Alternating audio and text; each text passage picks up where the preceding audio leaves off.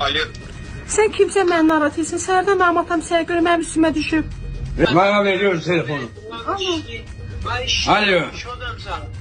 Selam abla. Salam Melike. Aa öyle sen kimsen bu kızı narahat edipsen sabah tezenden bana kalk edin. Ay sana başıma dönerəm bu tür. Ha ne başını? Bak şıkırma ya aksak kalmamış. Ha bana istersen mi? Vereyim seni polise seni de yaksak dövsünler istersen. Sen kimsen de ben kızmadan gelirsen. Lazım da öyle geçinmek sen beri geldim. Sana kızım ben indi bu dakika yazır. Ben hiç kime yazmamışam. Ne indi yazdı ben de bana sabah tezenden değil ki oğlan ben narahat ediyor. Ya direm ben hiç kime yazmamışam. Ben kimle yaz şehirde? Gel görünmez buraya oğlan cöne buraya görün. Nədir ki? Buraya gel. Alo. Alo. Alo.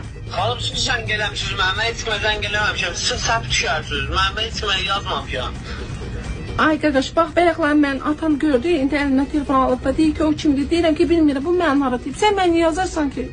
Mən heç kimə yazmamışam axı. Yalandan danışma, sən mənə yazın, narahat elədin.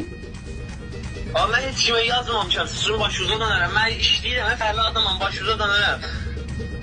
Yaxşı, ay Nadir, gör nə deyir oğlan, qaqaş deyir ki, mən bilmirəm, təsadüf deyir, ola bilər bəlkə də.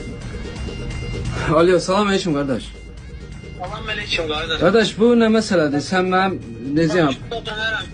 Allah'a and olsun, mən fərli adamım, mənə də bu dəqiqə indizət gəlib bu nömrədən.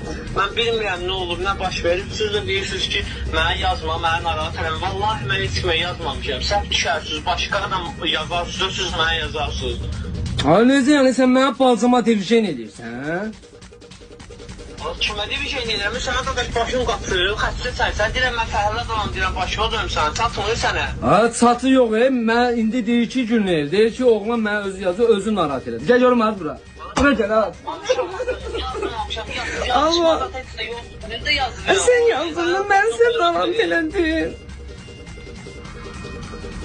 Sən narahat elədin məni. Alo. Sən yazdın, narahat elədin, dedən nə olar? Mən heç kimi yazmamışam axı, mən deyirəm işləyirəm, başım qaçışırdı, mən heç kimi yazmamışam, necə olur, deyirəm, yazsam deyirəm yazmışam da yazmamışam axı. Ay yüreğim, Allah deməni pis deyil atamın deyil, mən narahat eləmişim, yoxsa evdə üstümü düşünlər, Mən yazmamışam, nə danışırsınız, siz, dəlisiniz, xəstəsiniz. Ay Həsən, Həsən, Alo. görüşək məni al, yoxsa atam mənim başımı kəsəcək. Bağlısın başınız xarabdır, sizə danışırsınız. Kaka dözmedim. Ay kaka. Salam aleyküm, hem güzel.